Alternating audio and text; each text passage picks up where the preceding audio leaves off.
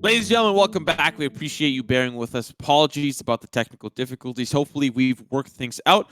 And the players, of course, are ready for match number 2. Man Walrus and I, of course, Simo, will be covering the action and bringing you this next match, which Man Walrus, I think, should be a relatively spicy one, considering we saw a 15-minute clincher from UMich.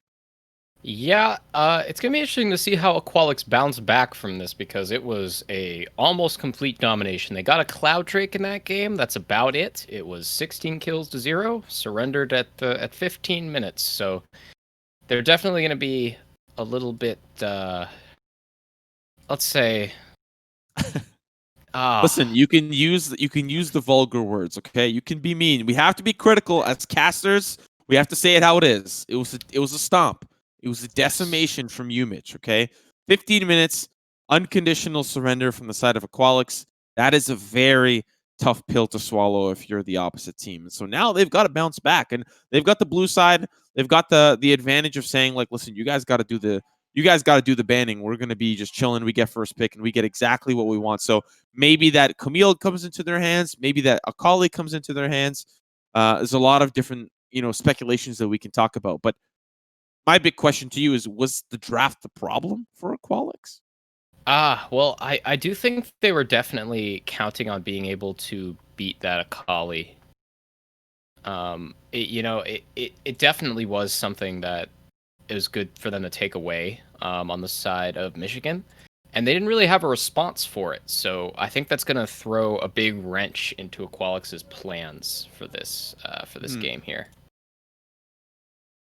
Now we are moments away from the pro draft. We've got teams, of course, ready to get into this drafting phase, and I think it's going to be super important to be quite honest, it set the tempo and set the pace for that previous game. I don't really think all of the hands, all of the cards were in Hecarim's deck, because you did highlight how it was important for him to get across the map and be impactful. He was, but a lot of that pressure came from Camille, and a lot of ShamWow's ability to take that lane and really run with it. Hecarim was just a supplementary tool that helped assist and secure more of that gold into her pocket, and then that just spilled over into the mid lane.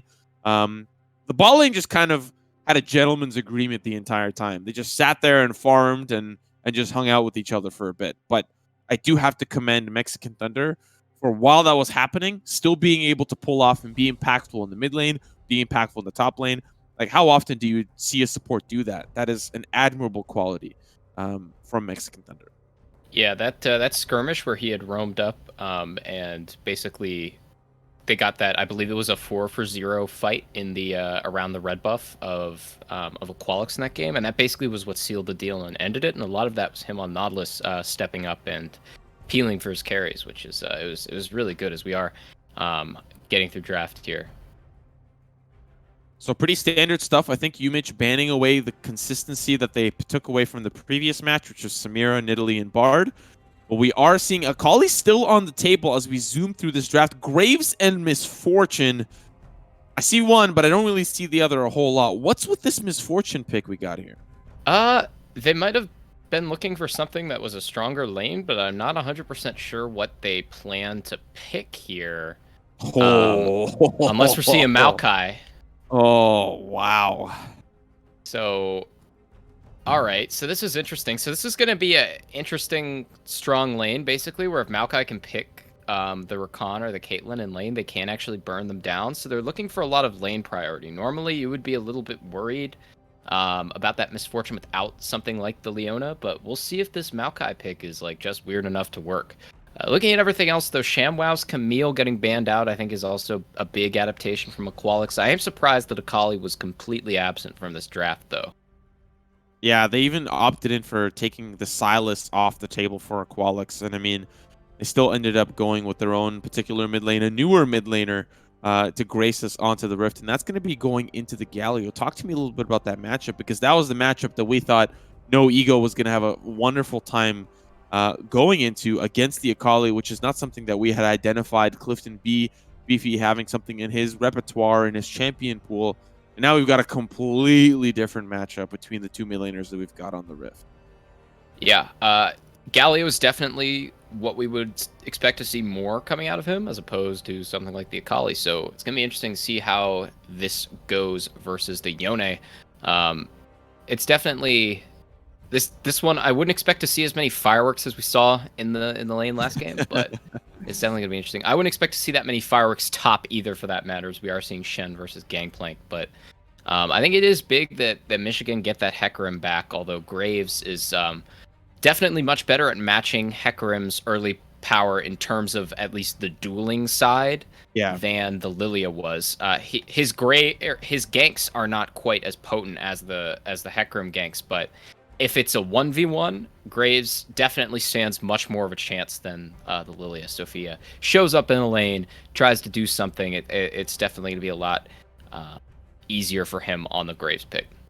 So as obviously our players have kind of zoomed through the draft, we have to talk about this bot lane, because I think it kind of went a little unnoticed in what we saw. We highlighted the Shen. That was something that was banned previously by UMich, and then of course it does end up getting through. But now we've got the Caitlyn Rakan into what you identified as a comfort pick here from Monster Mash. The Maokai being locked in combination with this Misfortune, which can be a very gross combo if executed correctly, but the key there is in the execution. How does this lane go? I'd imagine Caitlyn would have the upper hand for quite some time, considering the range that she has. And when we get to those river fights, setting up the trap line, I just imagine it can be very difficult for Misfortune if played incorrectly.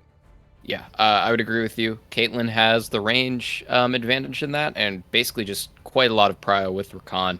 The MF Maokai lane is really dependent on all-inning to really be able to do anything. Basically the key to this match is this matchup bot lane is Maokai's root on his W. I think that's going to be a really big thing. I actually did start trying to play support Maokai a couple months ago. I put like a good amount of games into it, and I think it's really fun, and I think in some situations it's really strong. But a lot of the time, it's kind of a mobile, like weaker 80 carries that you would expect to play that against.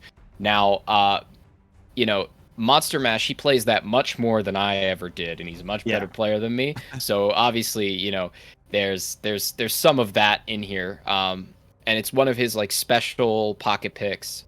So I guess it really just depends on how he executes and plays this lane, because Maokai he's very tanky.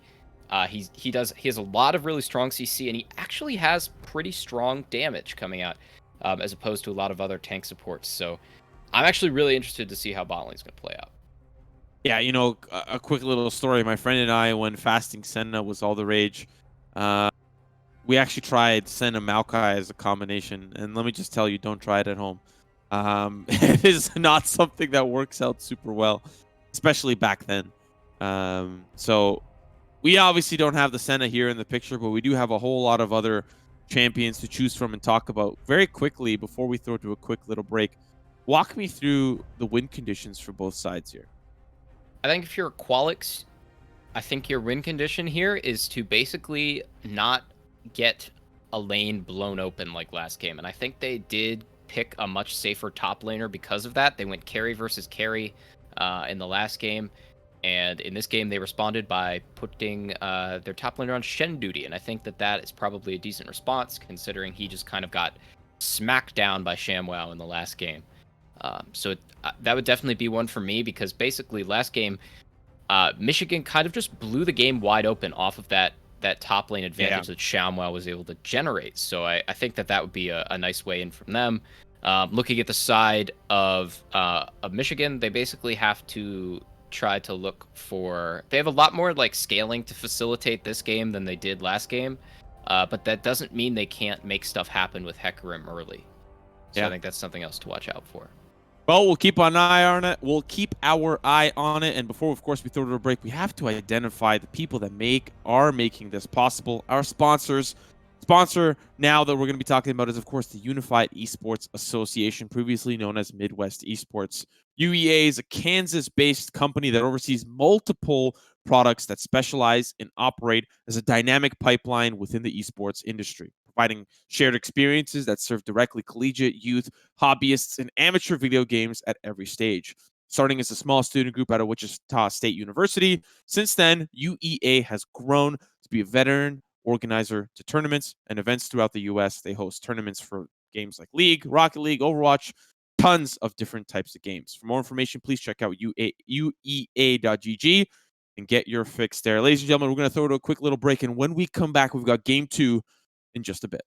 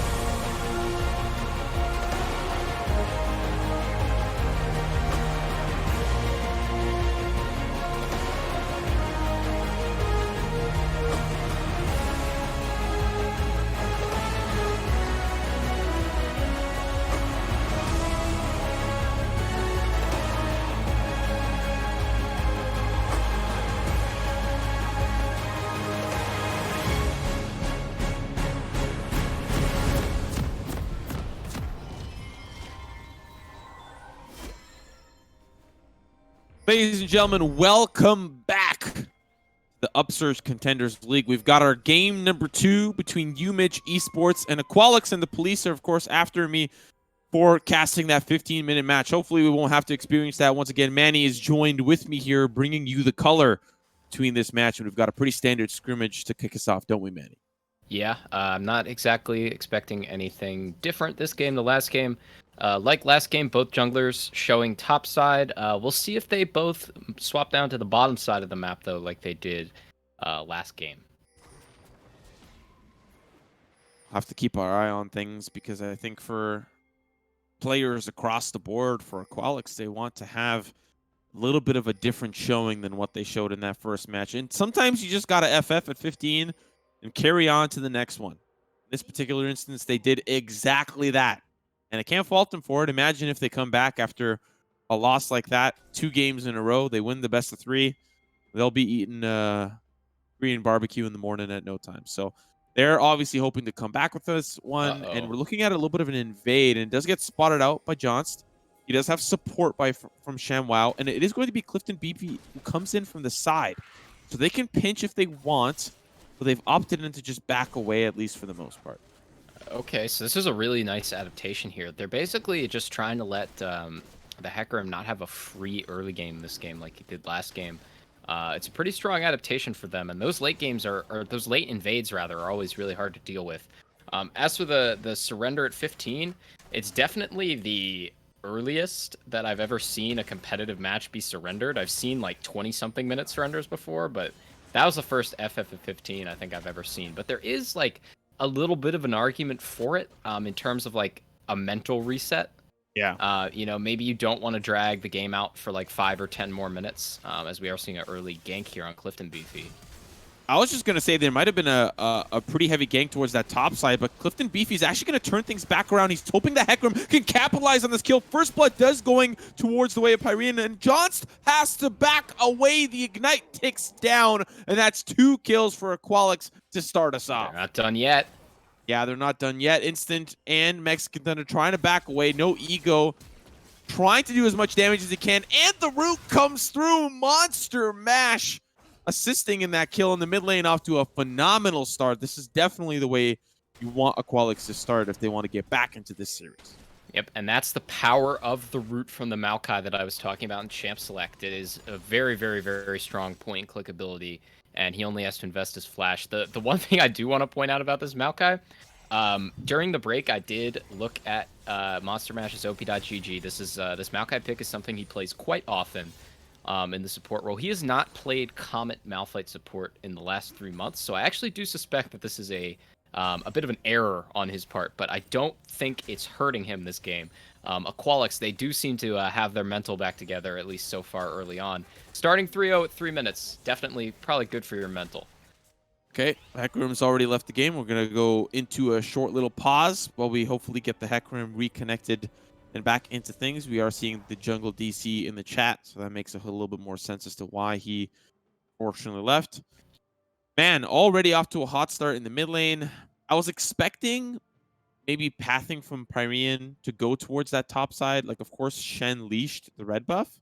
But for some reason, I thought that ShamWow was just playing it standard in the middle of the lane. They could have, like, hopped in and burned a flash, but I know that Graves level 2, not the easiest gank alongside a level 1 Shen, right? So, makes sense that he still was looking for something early and found it in that mid lane.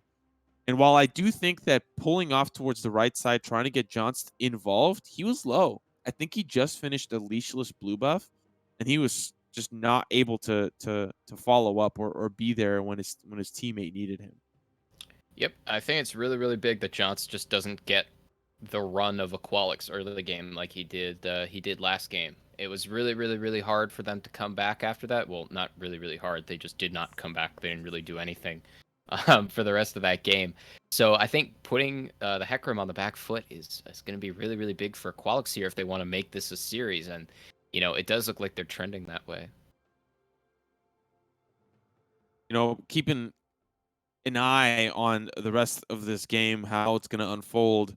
AQUALIX already on a much more convincing start than what we saw in that previous game. And I think, you know, you touched on something that is super important, I think, for teams to understand is if you're feeling that mental boom, well, get out of there. Reset that mental. And that's exactly what they did. They knew that that game was lost. And I mean, you could also make the counter argument to say, well, like, never give up, blah, blah, blah. You miss 100% of the shots you don't take. Well, if they just knew personally that that was going to happen, well, so be it. And so good for them for resetting, because now their mental is totally okay. And we're also okay. We're back into things. We're reconnected, and we're going to continue this match.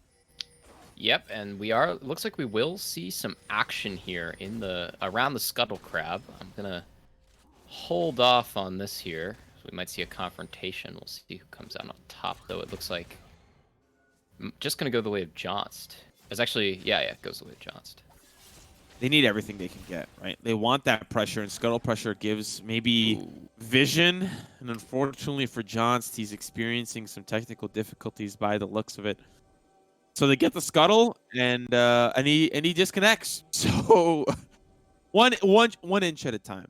All right, 1 inch at a time here for Jonst. He's trying his best, and sometimes these things happen. You know, internet not always the most reliable. Me personally, up in Canada, our telecom services are atrocious. So I feel for Jonst here. I feel for Jonst. The fact that he's trying to get his internet to work with him here, it's just not happening.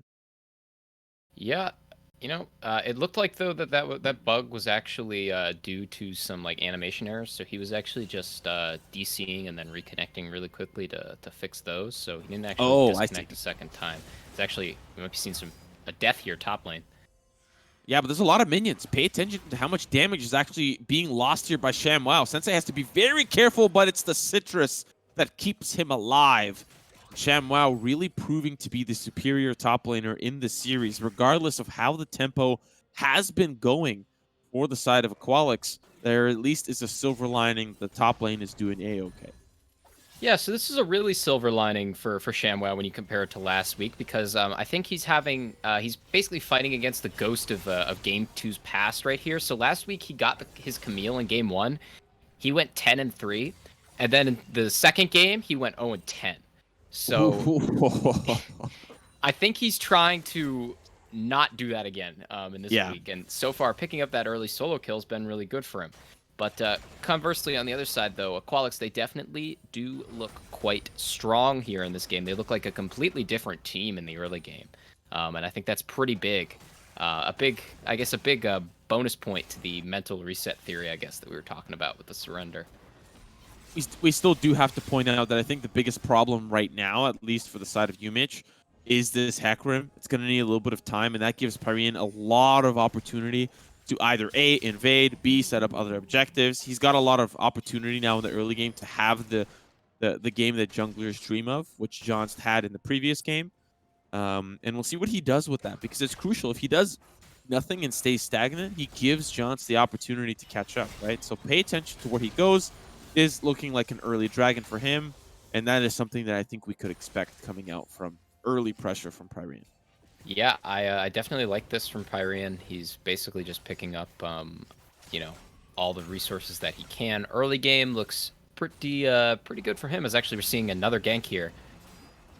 This is exactly what you want to see if you're the side of UMich. You want to apply pressure towards this top side. Unfortunately, Flash held by Sensei. And so once he hits level 6, he can get involved in other places on the map, and he could find himself into a position where he's, maybe sacrificing a little bit in the top side, but you're on Shen duty. You're already sacrificing a lot. So the fact that he manages to survive that gank and keep his flash, Hecarim's got to do a little bit more than that than gank the top side. Yeah, definitely. I think that Jonst really, really, really wants a kill right now. It would definitely be quite good for him and necessary, as actually we do see those spam. There were just some spam pings in chat. Shen has just hit level 6. So he's now a full champion. Well, I mean, so has ShamWow. So he can still technically be a part of the conversation wherever Shen does end up going. But it's obviously not as impactful as being there, which is what Sensei will do if he ends up using it. And from the looks of it, ShamWow doesn't have tools, right, to stop the ultimate from activating, right? Like, he can't stun Sensei, and he can't put him in a position to not connect with the Stand United. So at least that is something to also consider. You know, if a Renekton or something, obviously he can stun and stop that ultimate from happening, but he doesn't have those tools unless Jonst comes up towards the top side, which to stop an ultimate is not really ever going to be an important case. But Pyrean, I don't think he notices that Jonst was in the vicinity, and so actually does get to escape unscathed, but he's losing his jungle and pressure in the process. Yeah, poor Jonst here. He is down a level. It's not looking great for him. But I do actually really, really like the Shen pick from Sensei, especially after last game. It's just like such a strong option, where the fact that it's still quite a strong champ even after the nerfs, but also it really dissuades a lot of basically the early game dives and everything that Michigan were doing last game. Because a lot of those things you wouldn't really attempt with a Shen that you otherwise would attempt, because then you're always worried in the back of your head about the Stand United, especially when you have a top laner that can't cancel it. So I think that is probably a boon to AQUALIX in this early game, even though all their fireworks came before that level 6 on Shen.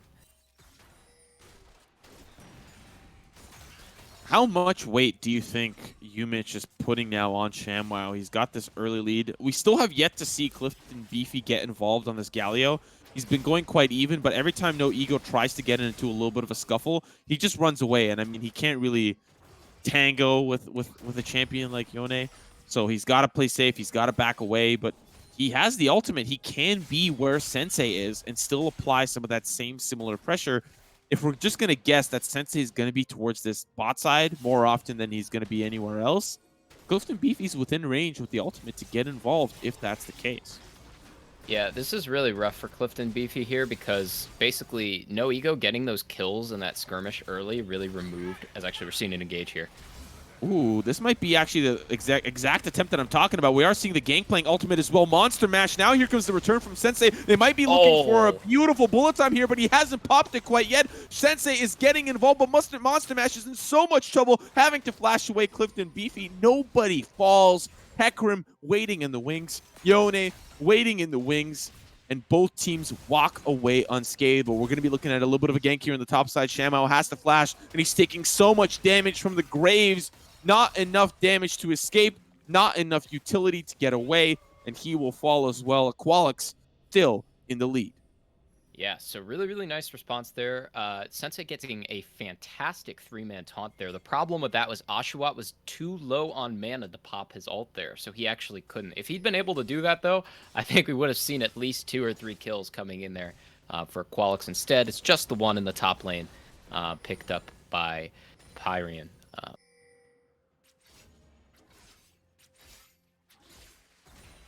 Despite how much pressure so far has been coming through, I like the gank attempt from the side of UMich. They pretty much ran a textbook play. You know, they used the Galio ultimate, they used the Gangplank ultimate, and they just got down towards that bot side. They had presence, and only really Monster Mash getting knocked up there. I think that was the biggest problem. If they were able to get Oshawott, they could have turned that around, I think, for the most part, because Monster Mash, he was low on HP, did not want to get involved. So I like the textbook play, but what I like even more is the AQUALIX's ability to answer back. And like you pointed out, bullet time would have made things worse.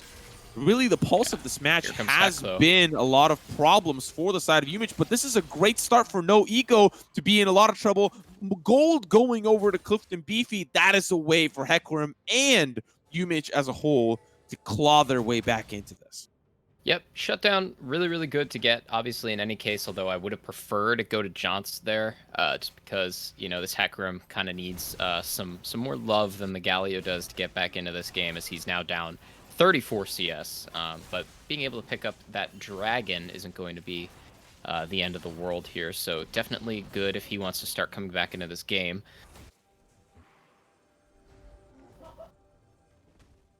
You know, something that we didn't really get to see a whole lot of in their previous game was the objective control around the Rift Herald, right? And if you're looking at something for Johns to do to get back into this game, it is definitely Rift Herald control, right? Logically speaking, get turrets, get money, acquire currency, that whole shebang. And so now that we will actually get a chance to see what that looks like, we'll see how Johns decides to pressure that. And speaking of Rift Herald, it is the opposite team that have picked it up and will be using it towards this mid lane, but they actually want to get a little bit more involved. Instead, a lot of TPs come through. Taunt comes through. No Ego in a lot of trouble, but the fate has been sealed. One member down. They're still looking for more. No Ego still has so much to do as he finds another, helps Pyrian find a kill. There's shut down, going over to Mexican Thunder. Now we see an engagement in the bot side. Instant versus Oshawott. ADC versus ADC, but unfortunately it's the bullet time that sends him down, and AQUALIX very much so in the driver's seat here as they find 1, 2, and 3 picks across the map. Yeah, Instant, you do have the early lane prow, but you do not beat Oshawott in a 1v1 against the Misfortune. It just isn't going to work out for you, and we did see that come out there. AQUALIX, this is looking a lot like how Michigan played in the last game, where they're kind of just accelerating this game really hard, dropping turrets before plates go down, basically just like diving all over the place, imposing their will on the other team, and that's really good for them. This is like a really strong turnaround for a team that did just get beat in 15 minutes. I still have to commend, at least for the most part, UMich finding little bits of tempo to come back, but I do have to give it entirely to AQUALIX, at least at this point in time. We do have to mention, for the side of UMich, we do have a lot of scaling opportunities if things do get a little bit later in the game, but based on how AQUALIX have been playing, they've been pressuring every possible point on the body, mind, and soul here of UMich, and it's very difficult to try to find answers. You know, they're like dogpiling onto Yone, and he just survives. Fate Sealed pops out and finds a pick or two. It's like you're beating your head against the wall. There's not much you can do other than try to find your way back in, and that's all you can do. Yeah, although I will say that having scaling on your team, and I think last game was a comically like ridiculous example of this. Having scaling on your team does not mean your team will scale. So, you know, you're always like, okay, guys, we have the late game. We have the late game. But, you know, last game, perfect example. You might not always make it there. And AQUALIX, they're basically banking on being able to put this game away before Michigan could scale into it. So far, they've found success doing it. I think important to note that Instant, purchasing the call ever so long ago, has had the opportunity to get it near the end of the call. It has 12 more to go in order to reap the benefits of it. And I totally understand the situation. Down in CS across the board, not only in that bot side, but also losing plates and turrets in the process. So far, they've lost the middle, but I think I saw some other plates being taken by the bot side, I think, for the most part. So John's just having an absolutely rough game. Look at this mid lane to jungle difference. 3 levels. 8-11 between Johnst and not only No Ego, but also Pyrean. Johnst has just had a difficult time finding camps, finding opportunities. And that is something that they did such a great job of shutting down earlier. Even in the bot lane, Mexican Thunder and Monster Mash down to just level 7, both apiece. This game is accelerating, like you highlighted, and it's really running away here. We are seeing the taunt come through. Game coming in from Pyrean. ShamWow in a lot of trouble, but that's going to be the ultimate that's used. He's going to try to use the barrel to get to safety, but Pyrean just has so much damage. ShamWow will unfortunately not be able to escape. Johnst gets the Wrath of the Bullet time, but he'll survive with a little bit of HP to boot. Yeah, this is just bad to worse here for Michigan. They're reeling right now, and there's really not much that they can do. Looking at least at this point in the game, they really do need those levels and those items in that CS, and it's just not something they have right here. Is, you know, Johnst is like getting, you know, he's approaching having his farm doubled by Pyrean here, so it's really not looking good for them. I would expect to see I would expect to see AQUALIX kind of impose their will here to try to take this this third Drake up here when it spawns in 10 seconds. I guess I would probably look for them to try to use that advantage to stay ahead here. I mean, if you look at the game plan, they were hoping to use the Galio in combination with Johnst on the Hecarim. But the big problem is that Hecarim never got rolling. So now they just have this severe lack of damage, which on the opposite side, they've got too much. You know, Pyrean is in a very good spot right now, 4-1 and 2. And as you pointed out, almost double CS. The only silver lining for the side of UMich is ShamWow, who's been, for the most part, dealt with. Every opportunity they've gotten, they've tried to stop him in the top side. This Rift Herald is going to be at least a decent answer. Stop the bleeding.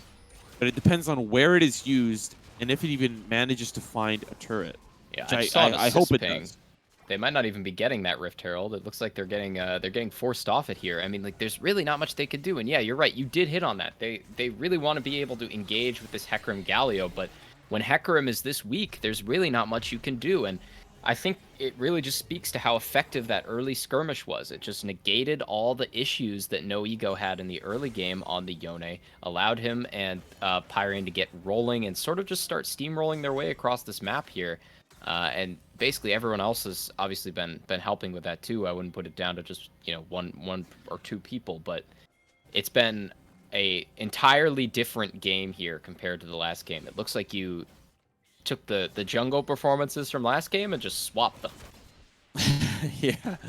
Yeah. And I mean, I still have to commend it. You know, we talked a little bit about ShamWow. At this moment, he does feel like the only person that can try to do something, does have the damage, but like you're not looking at a whole slew of consistent damage throughout the course of a team fight. Whereas on the opposite side, you're just gonna pop and you're just gonna explode, and there's nothing you can do about it. As we have a little bit of a lull, is there anything that you think UMich can do to try to salvage this game, or is this one of those games where you think that things might be over? We might have to put that on pause. I think Yoni was looking for something. No Ego was looking for a fight, but I don't think they'll get it. Yeah, I wouldn't say that this game is lost. You know, it's not exactly like last game, even though last game was once again an extreme, a bit of an extreme outlier in terms of how those games could go awry here. But yeah, I don't think it's all over here. As we are seeing an engage here on the Clifton BV. He's just gonna get chunked. Yeah, and then he's gonna just get away from that. Yeah, if they were gonna want to get in as we are seeing this Rift-Herald use, they basically need to make sure that ShamWow can scale. They need to try to facilitate his scaling as best he can. He's not a champion. Gangplank is not a champion in the top lane that just turns on the second you get Trinity Force. You have to get that Essence Reaver and then like maybe even like a third item before you become like a really, really serious threat here. And it's going to be really hard for Michigan to make it that far in this game. But we're going to see what they do as Rift-Herald is now crashed on the inhib turret. Oh, that's so unfortunate. Oh, they used the quickness there.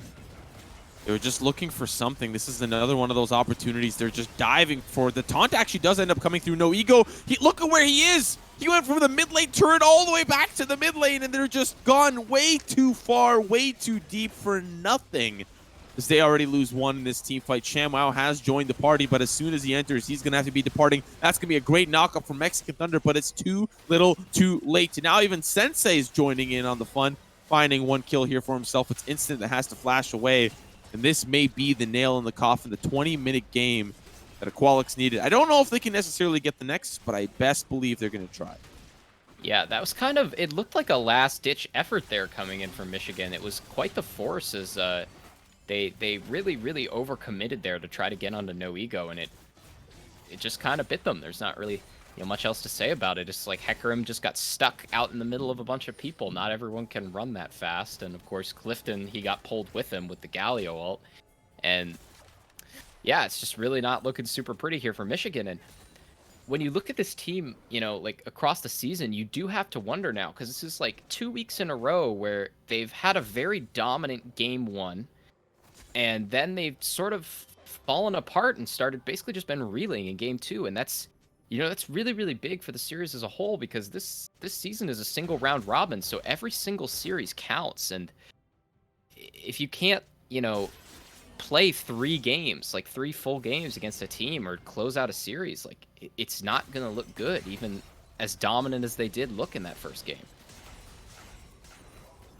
My next question for you is for UMich. Did they have a lot of blue side draft? Because maybe is it just that they win on blue side, or is it regardless first game always wins, but they still end up?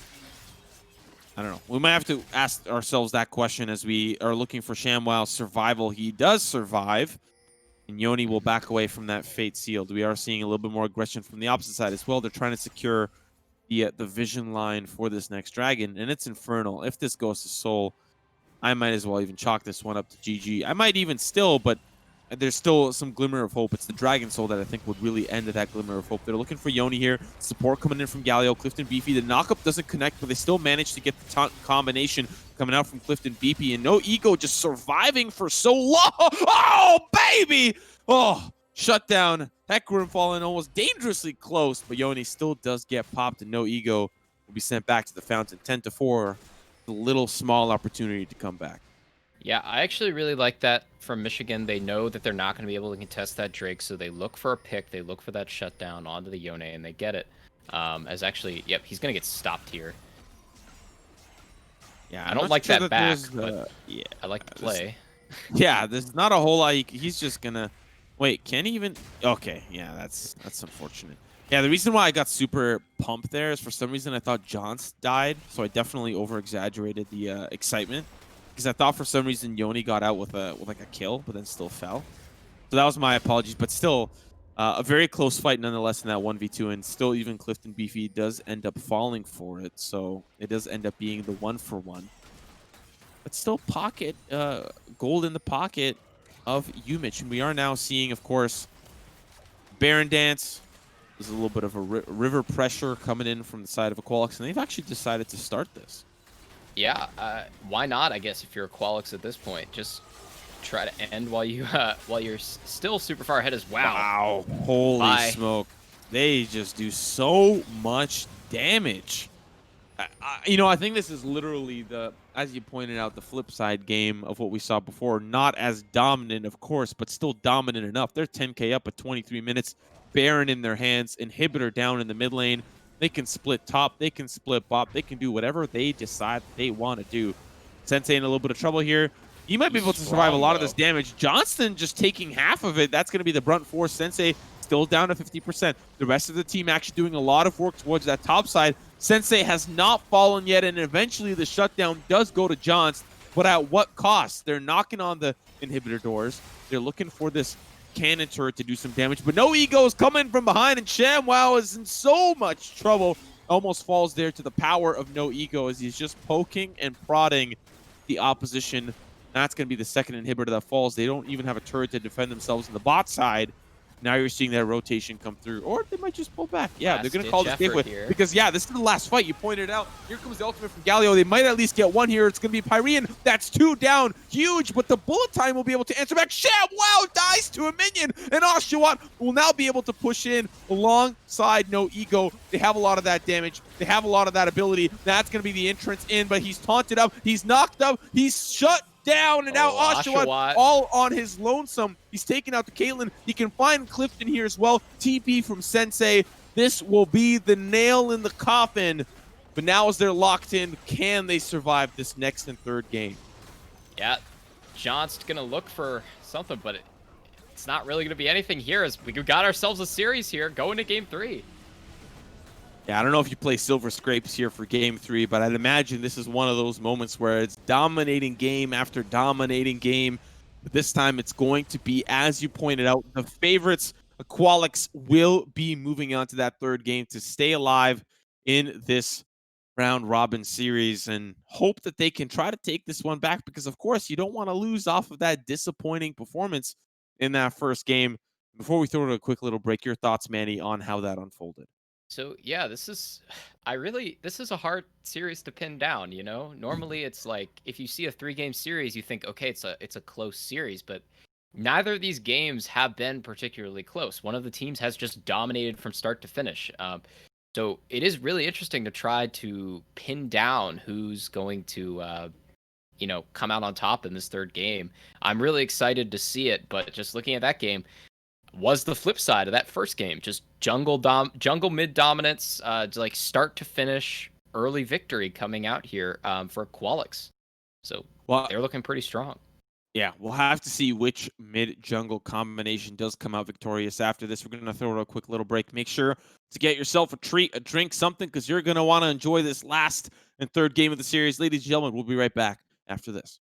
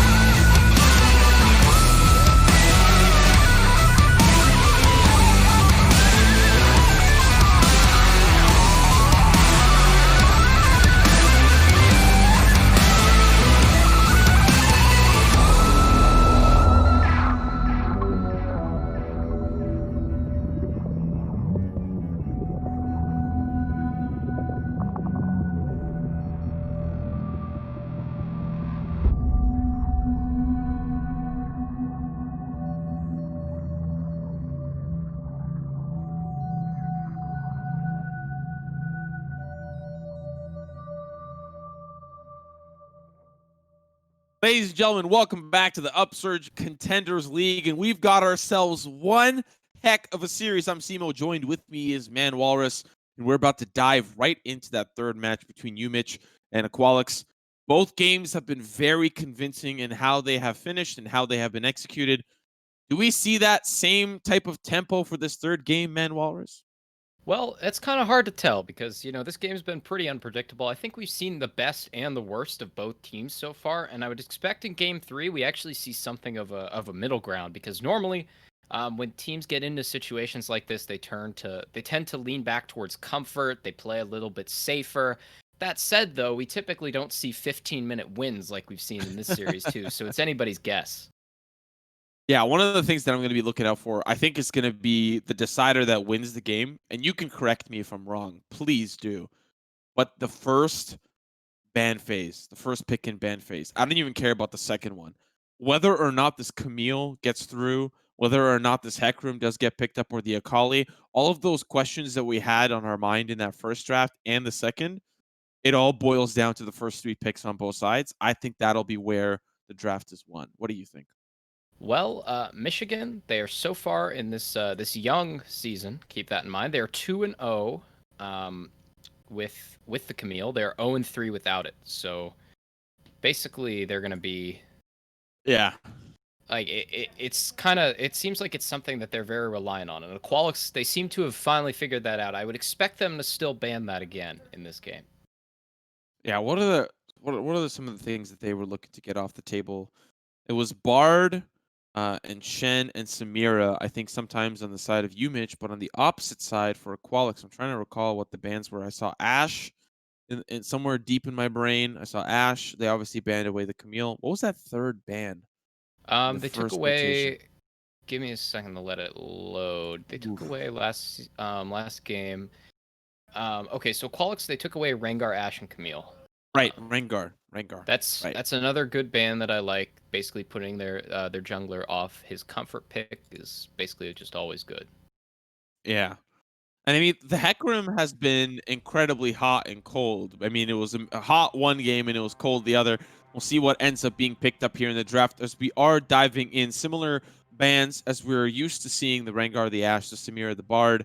Likely a Shen here, maybe. I don't think it was super important, but the Yoni makes a lot more sense to me. And then the Camille to round us out. Do we see the Akali first pick here for UMich? I think it was super helpful with the Camille, but now without it, Akali might not look so good here. I would say why not? I mean, they won in 15 minutes with it. I know it's something that AQUALIX likes to pick. It seemed to throw them off balance. They kind of knew that they would, or at least they won pretty convincingly there, but it looks like they're going to go for the Rakan instead. That's a weird first pick. I'm not sure I like that. I don't think there's any team in the world that prioritizes Rakan first pick. Maybe in Russia, because I know that they love to keep it fresh and funky. But for the most part, I would argue that there's no team in the world that prioritizes the Rakan. So we'll see where that value adds up, because AQUALIX is already starting off the draft with what they want. They're going to get the Shen, and they're going to probably get another power pick that they love to play. The Sylas is available if they want to lock it in early. If they want to get the jungle, they could pick Hecarim away from UMich here if they want to. They don't have to, but it's a possibility. We'll see what they get locked in.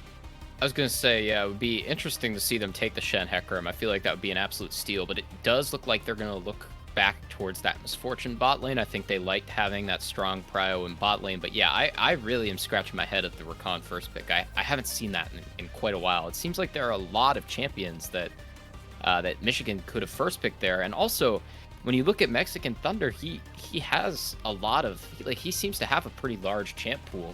Wow. But okay, what is happening here? The Xayah Rakan, the Rakan bow over here, and then the Zoe as well. I'm assuming the Maokai's picked here. Like, you don't pick Misfortune, and then Maokai's still open. If you're not going to pick it here, it's going to get banned away. It just depends on what you want. They've already shown their mid laner, and they could pinch your pool. Oh, the Nidalee was banned away as well. Oh, and they get it here. Oh, wow. Like, AQUALIX is running away with this draft. Just completely. Yeah. this is like highway robbery here from them. This is by far Pyrian's like best champion. This is his absolute favorite to play is the Nidalee. I was told that that by a member of AQUALIX that if they don't ban, like, and I quote, if they don't ban Nidalee, they're trolling. So we'll see. We'll see how that turns out. As Maokai is immediately taken off the board as well. That's fine. Well as the Vlad. That's fine. Nautilus first pick here for AQUALIX in the second rotation, and then they just counter in the mid lane. I mean, they don't even need to counter, but they can just leave that open. Vladimir, of course, taken away. The Camille has also been answered in the earlier part of the draft. Like, I don't even know what is left. The Fiora taking away a lot of matchups that Shen really does not really like. The Akali, I understand, but like, how much more can AQUALIX get away with? We're about to find out in their first pick here of the second phase. Yeah, I mean, they could still pick a strong jungler here. Hecarim and Graves are still both on the table, so they could probably, or actually, I'm dumb. They picked Nidalee. Forget that. Disregard. They could basically, they could take a strong support there, like Leona, not banned away. Leona Misfortune is like the traditional pairing that you would see as opposed to the Maokai, but Morgana, not bad either. So yeah, if you're Michigan, I'm just really not sure about that whole first rotation that they had. Like Zyra Khan, really strong, but you don't typically see it prioritized so heavily on the blue side. And then, like, is Zoe that much of like a necessity to have on your team? Like, it didn't look like it was something that AQUALIX were banning, as we do see Set and Gragas picked up to round out the comp. Yeah, I'm gonna need a lifeline here. I'm gonna need some help because even with the Set and the Gragas locked in, and it's just not something that we see at the current state of the meta. It's not something that is as common. And then we've got a Lucian in the mid lane to answer into the Zoe. I think that is a relatively traditional matchup in terms of Lucian and Zoe being in the mid lane, not necessarily that matchup itself, but for the most part, this draft looks super standard from AQUALIX, minus kind of the bot lane pick, Misfortune and Morgana. That's not something that I tend to see a whole lot of with the running away of engaged supports in the current meta. But everything else from UMich, like, can you even dissect that for me? Even like, do you even have a scalpel for that?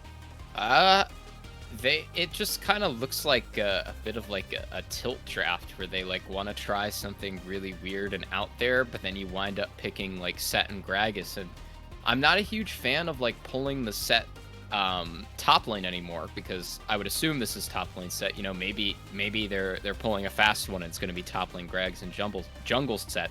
But Set's been like pretty consistently nerfed just like over and over again in terms of his base damages. So like, I'm not convinced he's still like the fantastic top laner that you could just take into any matchup that he was, you know, several patches ago. So I'm really curious about why they didn't prioritize any power picks. You know, there was no like Hecarim in this draft, for example. No like, or any other strong junglers taken like that you would suspect are in the meta. I know Gragas has seen buffs recently, but I don't know. It's just kind of left me scratching my head. Yeah, and not to mention, like, okay, so let me just mentally dissect this myself here really quickly. We've got the Hecarim, which has proven to be a relative comfort pick for Jonst. I know that he struggled in that previous game, but that first game, it was very evident that he was running away with it, right? And now we're looking on the opposite side. In Pyrian, his best champion is Nidalee, which was banned for the first two games and let through. And then you pick a champion that, like, in the grand landscape of the series, you're picking a brand new champion when Hecarim has been open. And I understand maybe the argument is like, well, we mentally boomed in that second game. We don't want to bring Hecarim back. We want to try to bring something new. I don't know.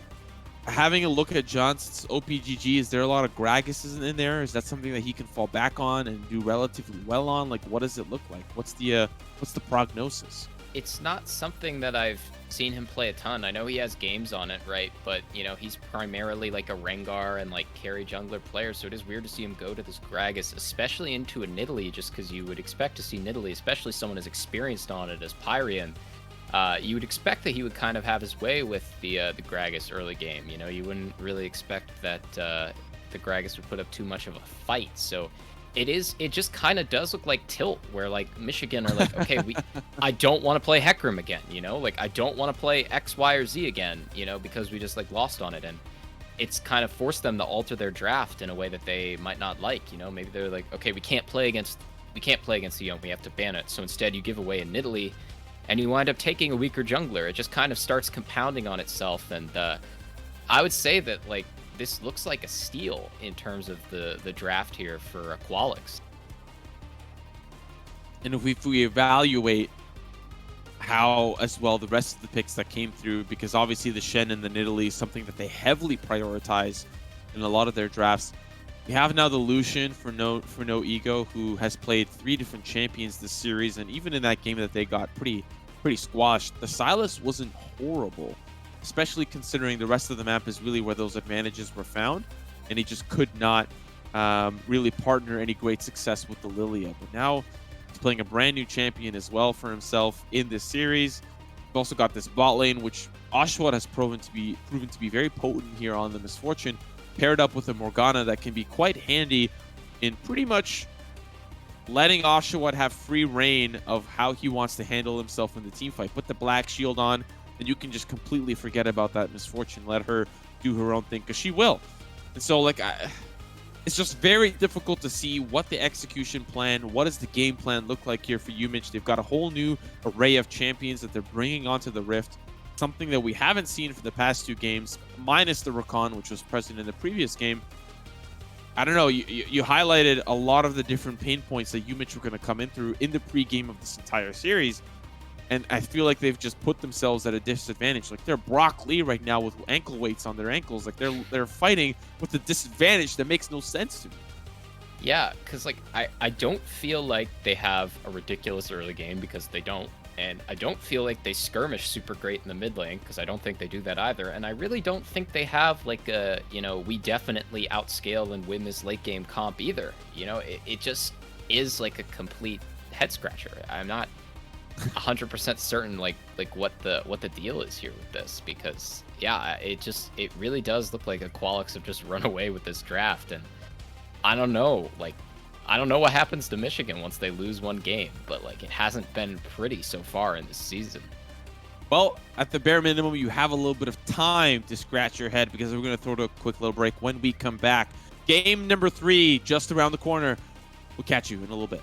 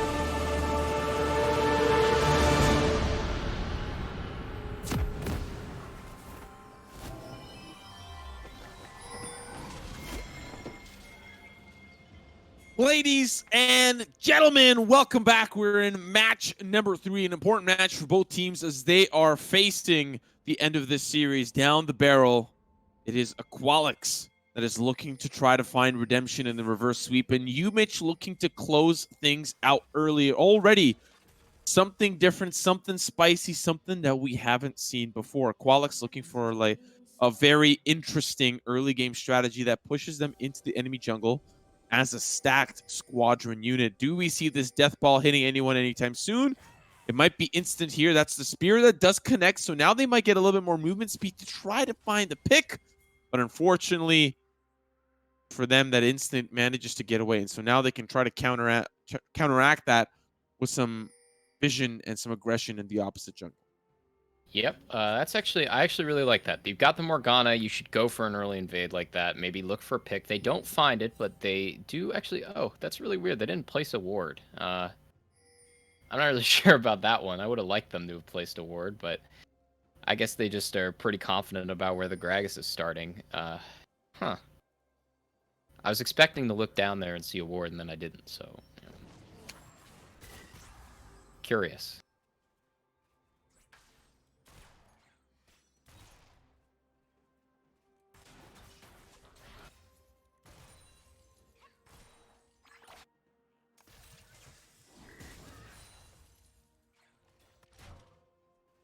Okay, so I'm not exactly sure what is going on with Simo right now.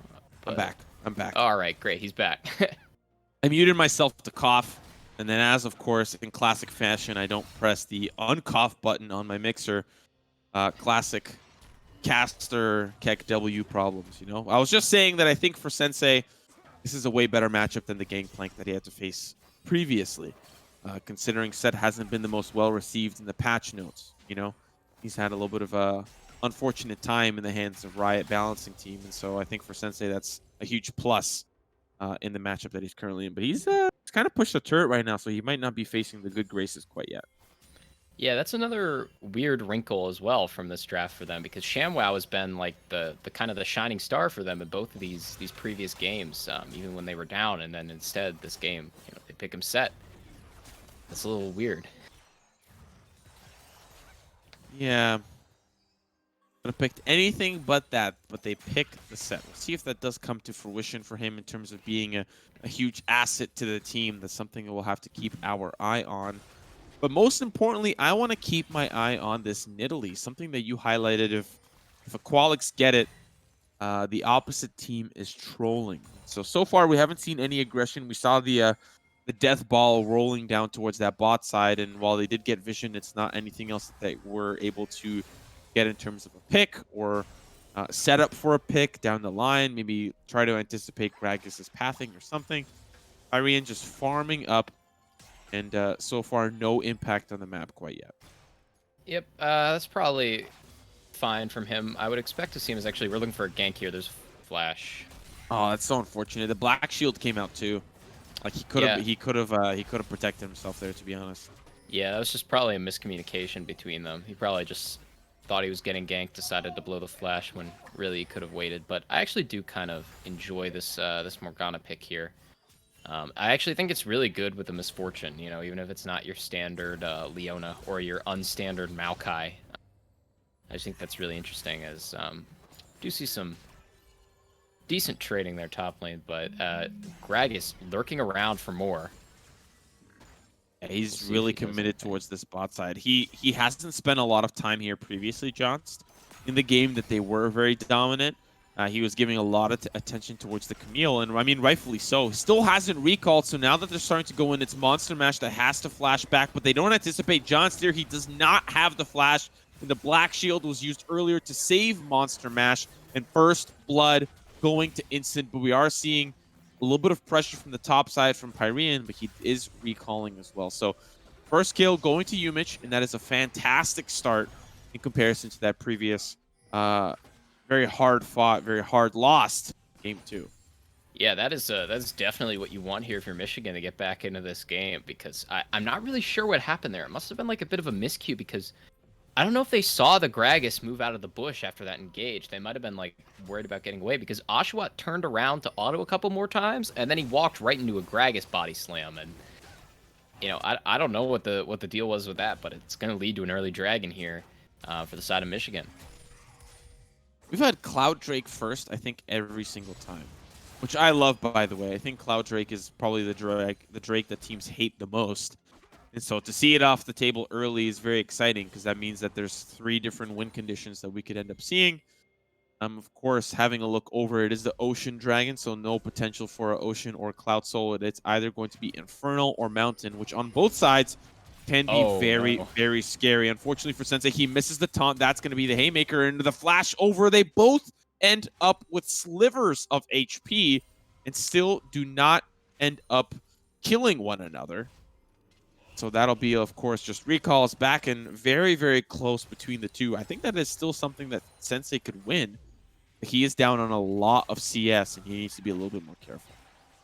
Yeah, really unfortunate from him missing that that taunt. It looked like it would have been a good chance. I feel like if that landed, he could have gotten that kill pretty easily, but unfortunately, forced to blow his flash defensively.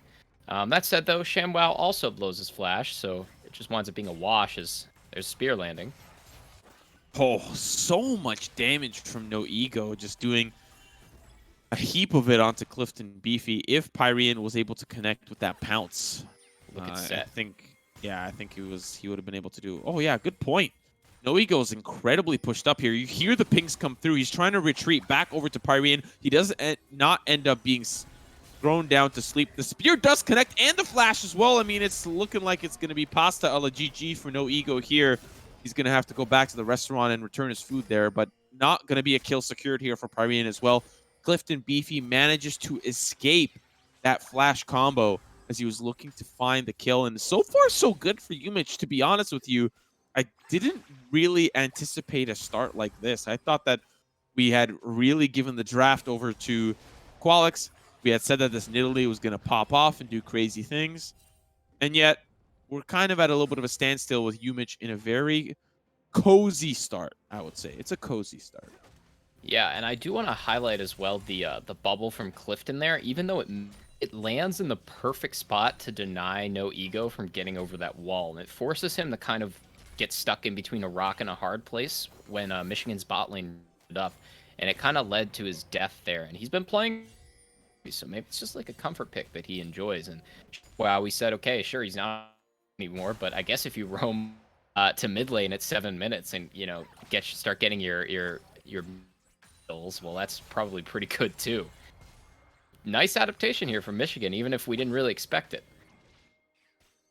See if the grand plan, the grand scheme of things do end up kind of in their favor. A lot of damage coming out from Clifton, but No Ego's got some of his damage zone. That's going to be the double gap that comes out. Both flashes burned here, particularly from No Ego and Clifton, and that's the real flash from Clifton. That's not the fake flash that comes, of course, from different summoner spells that he can have access to. So that's flash burn for both mid laners. We'll see if Gragas ends up using it, or if Mexican Thunder is looking for an opportunity to get in here.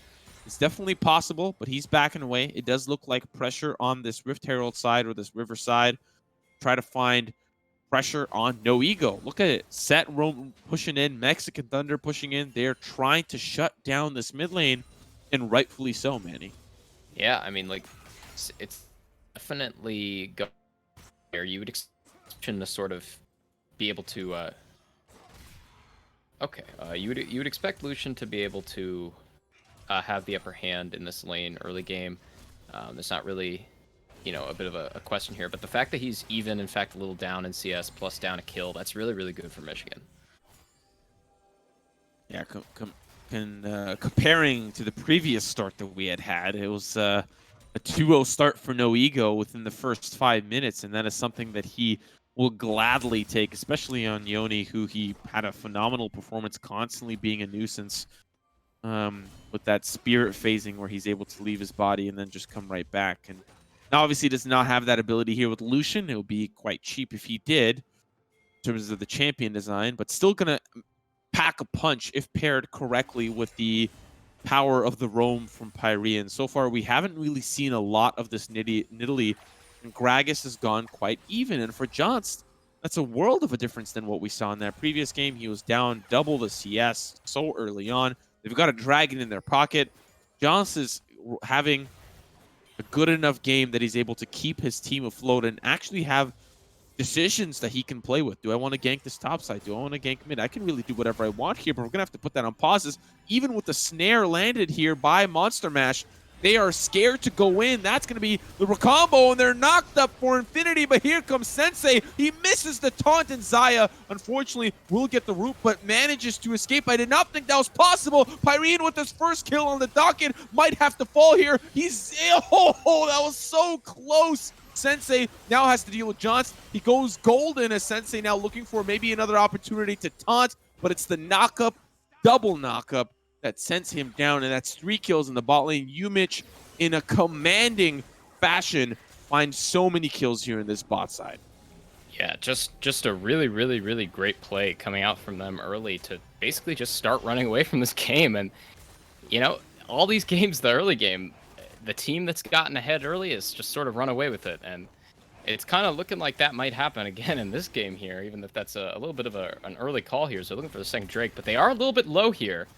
Might have to be abandoning this.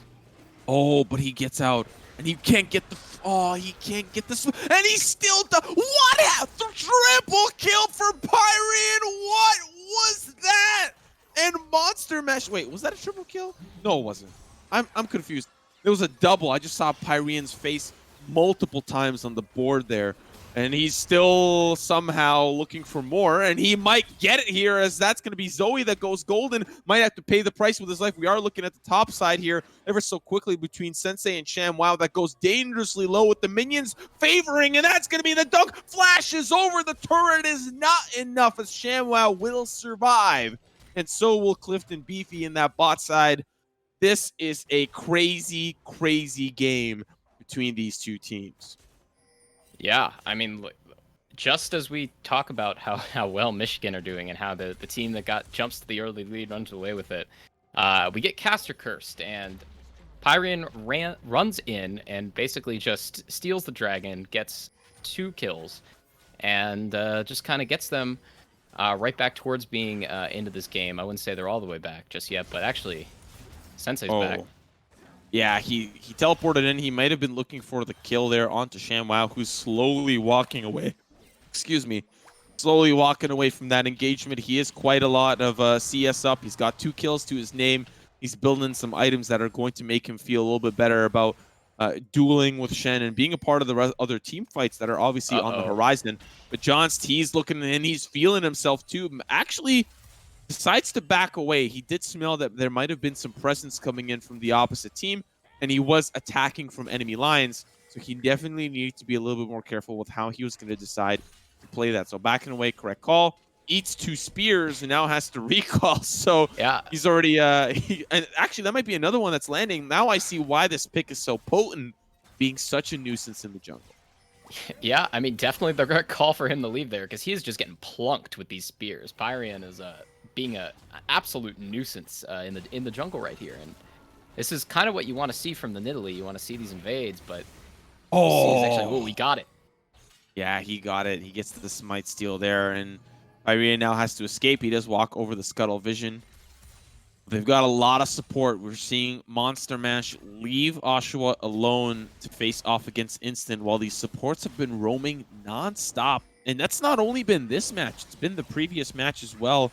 Both Mexican Thunder and Monster Mash, respectively, in their successful games, have been a lot of the cause and effect reasoning behind why these teams have done well. You know, just roaming around, finding abilities to assist other laners, just not only the ADC, has been one of the great reasons why either team has succeeded in their dominant games. So to see that again here, even both of them go head-to-head, is a beautiful sight to see.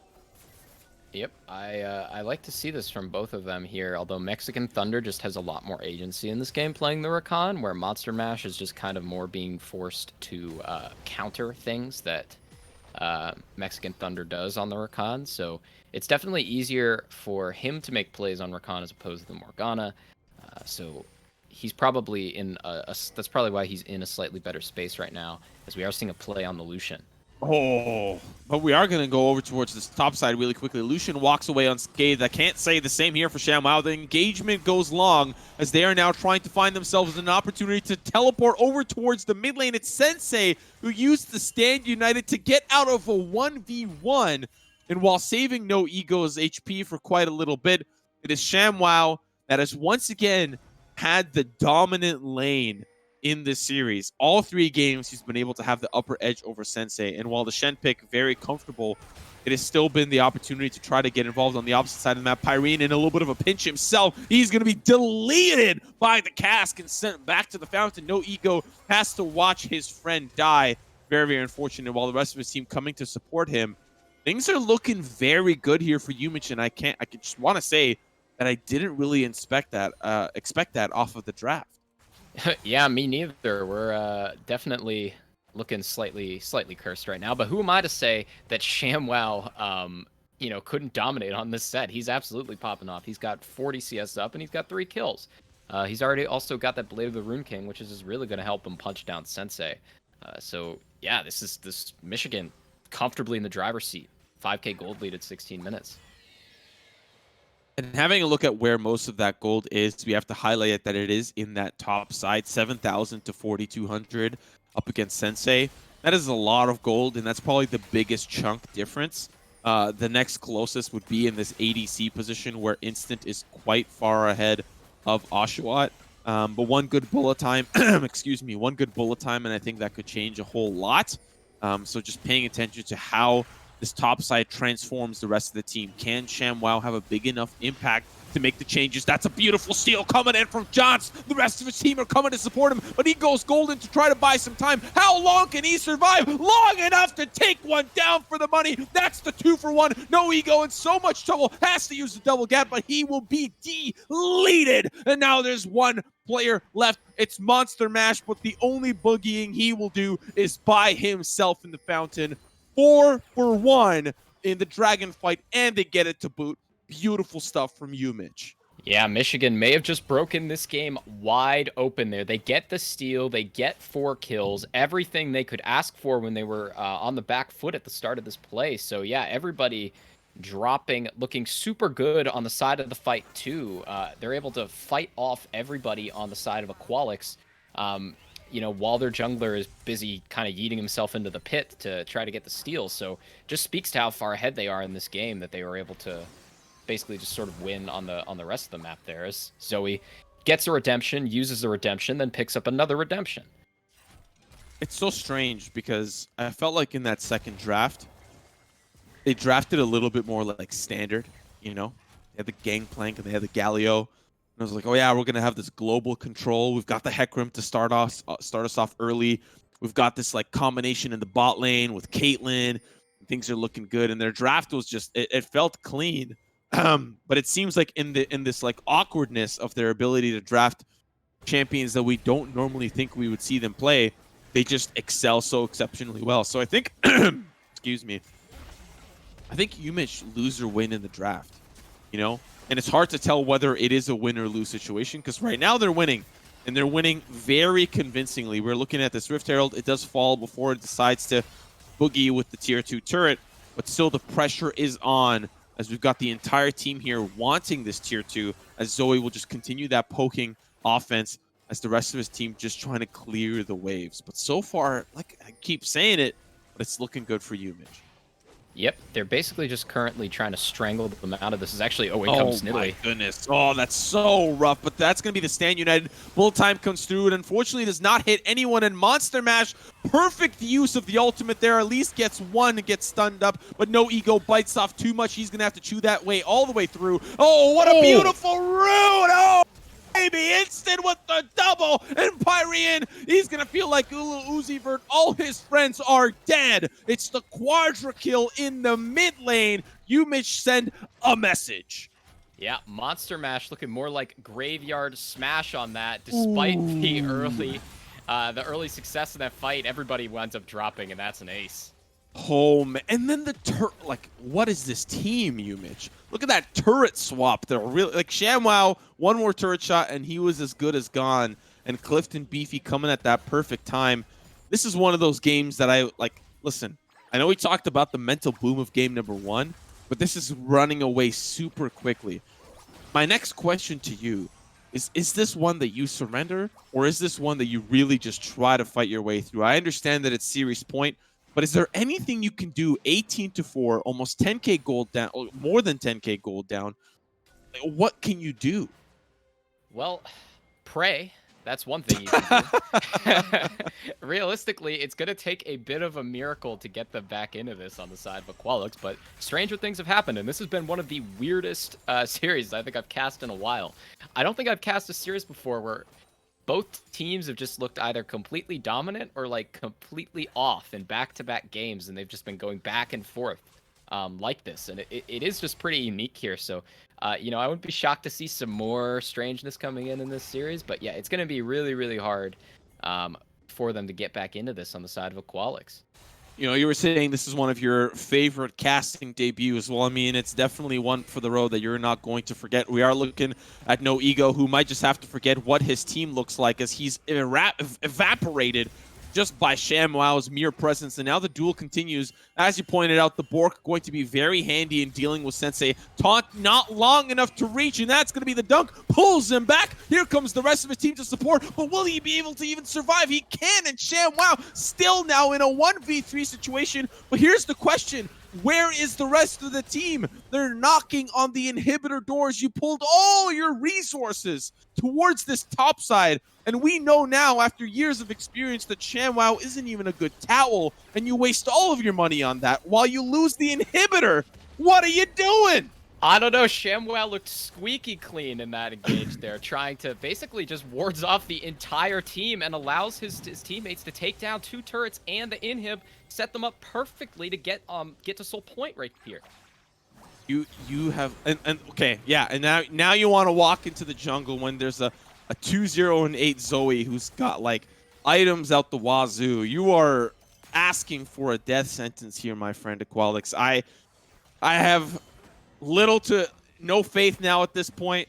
They're not looking so good. They just lost that dragon. I think the last possible window for them is to fight for that last dragon, right? That is the last thing that I think they can do. It's obviously, you know, getting the Baron, I think, just buys them time.